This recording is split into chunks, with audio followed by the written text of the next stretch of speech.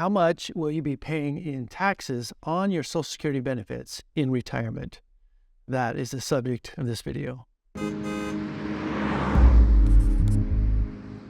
Welcome to the Financial Fast Lane. My name is Lane Martinson.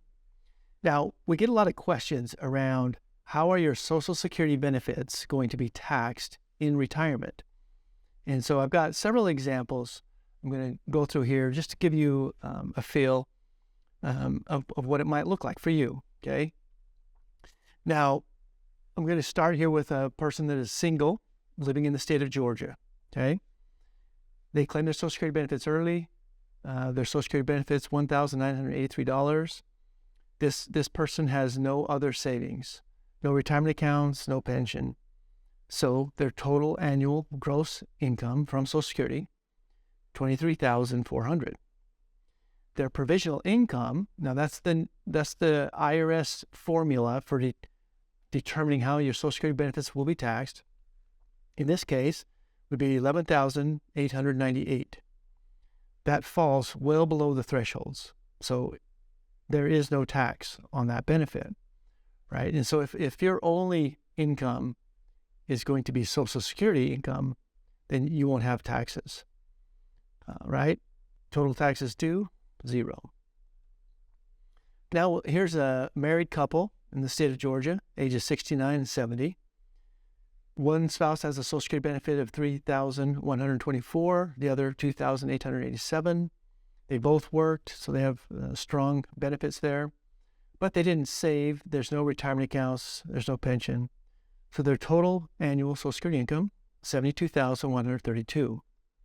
Their provisional income is $36,066, which is over the threshold, barely. So what that means is 3% of their Social Security benefits are subject to tax. In this case, that'd be $2,033. But because of standard deduction, that's offset and they would have no tax, okay? Here's example number 3. A married couple in the state of Illinois, age 66 and 67.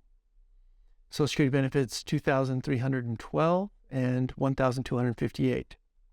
They also have a 401k, an IRA where they're withdrawing $6,000 or planning to withdraw $6,000 per month.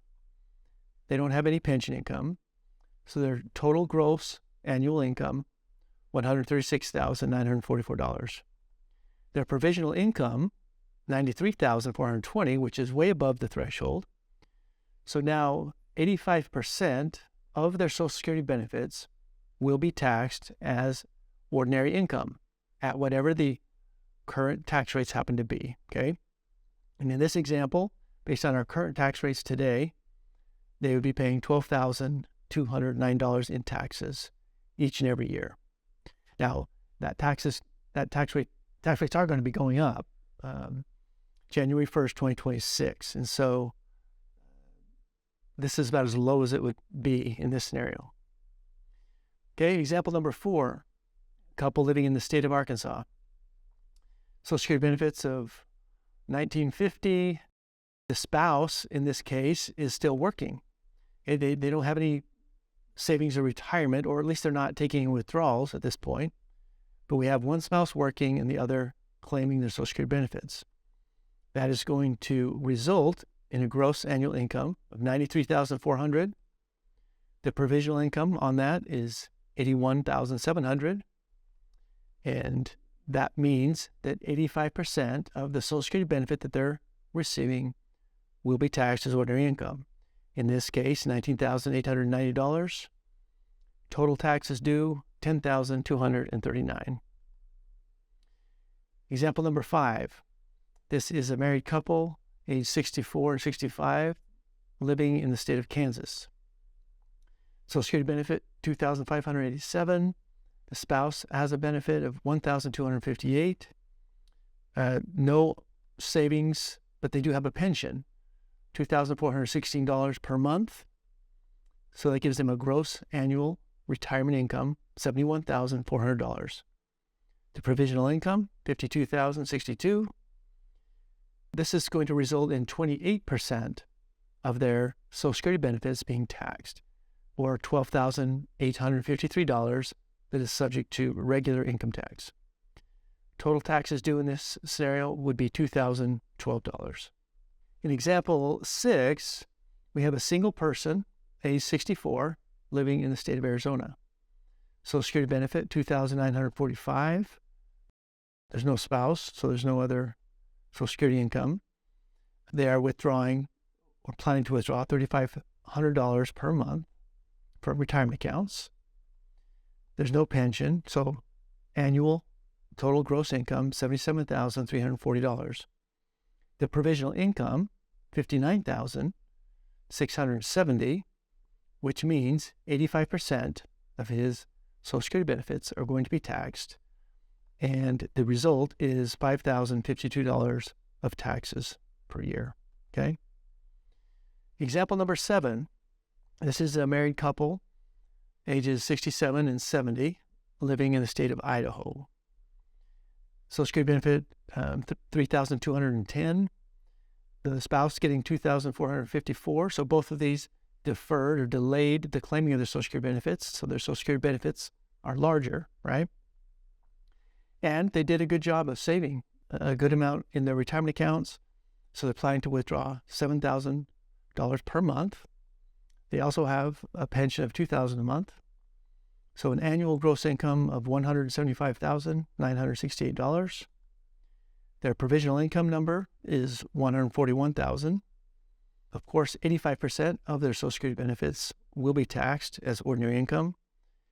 And the end result is $25,968 in taxes.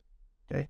And again, taxes will be subject to increase in the future, and they are set to increase already. Now, what if this couple, this that we just showed you here in example number 7, where they've got additional income to their Social Security and they're paying a significant amount of taxes on Social Security benefits? We talk about a tax-free retirement or tax-free retirement planning, and this couple could get to the 0% tax bracket in retirement with some good planning and with some time.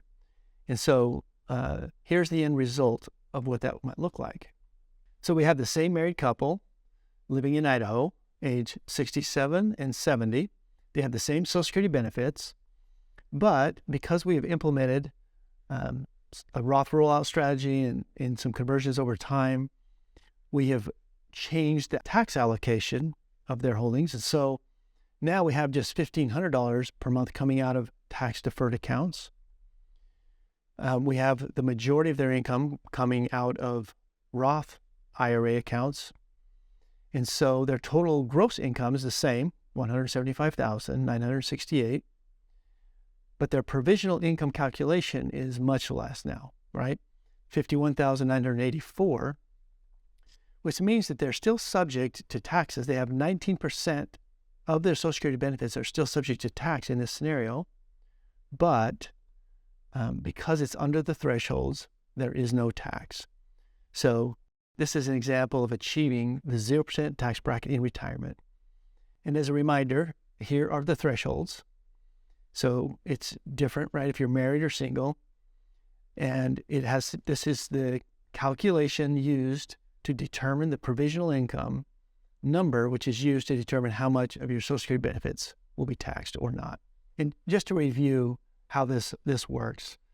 Okay, so all of your investments, regardless of where your money is, from a tax standpoint, everything is going to fit, generally speaking, into one of 3 tax buckets or tax environments. Okay, we have the taxable. This is going to be non-qualified money. It's going to be any realized gains from any investments, capital gains, any earned income, if you have rental income, anything that is subject to tax each year is included in the provisional income calculation. And then any distributions coming out of your qualified retirement accounts, 401ks, IRAs, whatever you have, when the money comes out, it is called or identified as ordinary income. So it will be taxed at whatever the tax rates happen to be in the years when you make a distribution. So you take any distributions, and then you take 50% of your annual Social Security benefit, and that is what determines the Social Security provisional income number. Okay. Now, if we have money in the tax-free bucket, so we're talking Roth IRAs, Roth 401ks, Roth conversions, and cash value life insurance is really the only other thing where we can get money to where it's truly tax-free. And so if we've got money in the tax-free bucket, that money and that income does not count towards the provisional income number.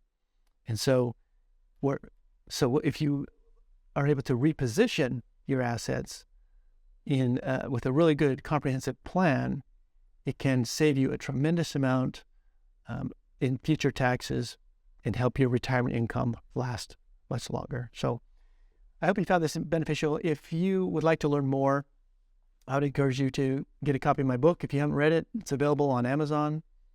Hope you'll like and share this video with others. And I look forward to seeing you in the next episode of the Financial Fast Lane.